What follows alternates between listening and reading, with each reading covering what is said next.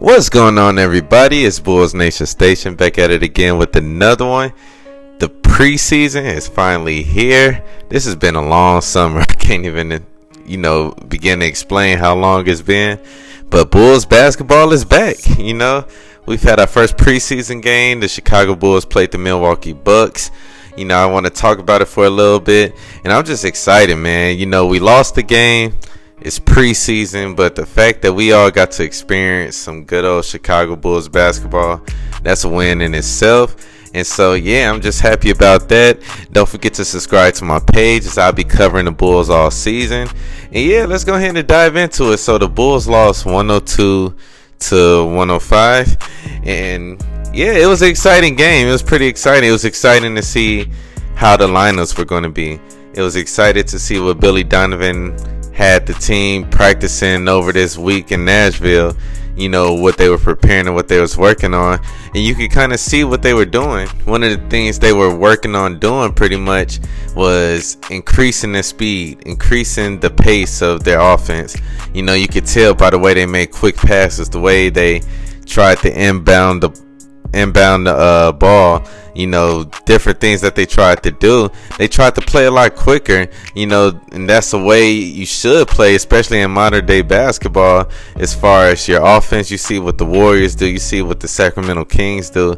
I feel like being a more quicker offense will be effective, especially if the players are knowing what they're doing. Now, I'm not saying, run out and run a gun and just go crazy like you seen DeMar tell the team in the Bulls video, but the fact that they're just trying to increase the pace of their team, it will lead to more opportunities to score, more opportunities to get shots up, more opportunities to offensive rebound. And so that was cool to see. That was one thing I noticed. I feel like the defense is again looking really good. I feel like we have another chance of being the top 10 defensive team again, especially including players like Jevon Carter and Tory Craig, as they fit in pretty seamlessly, especially on defense. They fit in. Tory Craig got some deflections. Jevon Carter, he did his thing as far as the full court press. And so I feel like we're going to be very terrific on defense. The biggest challenge for the Bulls is getting it together on offense, and it's a start from what we've seen. So another thing as far as the pace, the Bulls shot a lot more threes. The Bulls were putting up 3-pointers. You seen DeMar take a couple threes and hit his three. You seen Zach put up some early threes. Everybody was taking threes, and that's awesome to see. And most of them, the beginning starting lineup before they started putting in the bench and the third strings and all that, they shot a really good percentage. You seen Patrick Williams hit, 50% of his threes. Coby was hitting his threes. Ayo came in and hit a couple threes. So everybody was taking them from Jevon Carter to Tory Craig. And that's good to see. They put an emphasis on taking more 3-pointers. And that's just awesome. It's good to see a revamped offense. Now, the biggest challenge is sticking with it when it's tough, when it's not working, when they're not making shots. Because they tried that, I think, last year. But then when they started seeing it wasn't working because they wasn't hitting their shots, then they went back to that DeMar ISO ball, to the Zach ISO ball. It wasn't that much ball movement. And speaking of ball movement, I've noticed a lot of players, they weren't just standing there when those main guys had the ball. So when DeMar touched the ball, when Zach touched the ball, even when Coby touched the ball, you've seen a lot of movement on the outside of the perimeter. The other players set screens for each other. Other players cut. Other players did different things to, get the defense off their feet, because that was another reason the Bulls were so easy to guard last year, because when their main stars was operating, the rest of the players just stood there. They stood there and they was just, making it easy for it to be a cram-packed court, a cram-packed paint. So that's another good thing that I've noticed, another good thing that they're working on. Hopefully they continue to get better at that. Some of the standout players from this game as far as the Chicago Bulls, first guy I gotta say is Coby White, man. Coby White. He came into this game. Nobody knew who the starting point guard was going to be, and it was Coby White. He came in and he played well. He's the leading scorer. He made some very nice passes. He seemed like he knew what he was doing. He was confident. He hit his shots. If Coby keeps getting in this trajectory of where he's going, I could see him being the opening day starter. And that's no knock on Jevon Carter, but feel like Coby White had a really good training camp so far, and I've kind of figured he was going to be the first starter just because I seen him playing with the starters in the All Access Bulls videos. But I do feel like Javon Carter's going to get a chance to start this following game. We're going to see how he's going to do. But yeah, I've really, I'm happy to see how Coby White has been playing. He even had that one nice D Rose pass, when he jumped in the air. He was getting ready to pass it one way, but shifted to pass it to the other guy in the paint while he was in the air. So it's just great to see Coby White's progression, and I'm all for it, and I'm looking forward to it, for the rest of the season. Another guy who stood out to me, Patrick Williams. Patrick Williams played an aggressive game. You could tell he's trying to be aggressive, and I'm here for it. We've been clamoring on this, pretty much for 3 years, and he came out and he was assertive. When I seen him get that inbounds pass from whoever was inbounding the ball and he took it up the court himself, that's when I knew, Patrick's on different timing this year, because we was begging for that. We was like, Patrick Williams needs to take the ball out, grab it, and bring it up the court himself. And he did that in probably the second, third play of the game. And that's just great to see. We need an aggressive Patrick. I mean, he could shoot. He was shooting it with ease. You could tell he was trying to be assertive and make plays, drive it to the rim.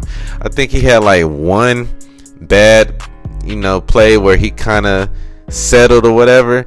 But yeah, overall, he had a pretty good aggressive game. He was the second leading scorer with either 13 or 14 points.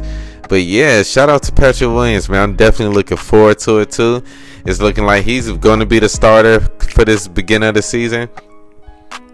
And I like what Billy Donovan did. He subbed him out early, and he brought in Tory Craig, so Tory Craig can run with the starters. That way it'll give Patrick Williams an opportunity to do work with the second unit. So I feel like that's good. That's going to give him an opportunity to not only be a key role player in the starting lineup, but to be a focal point in the backup lineup. And that's just going to be great for his development and not hurt the team. So I'm kind of happy about that.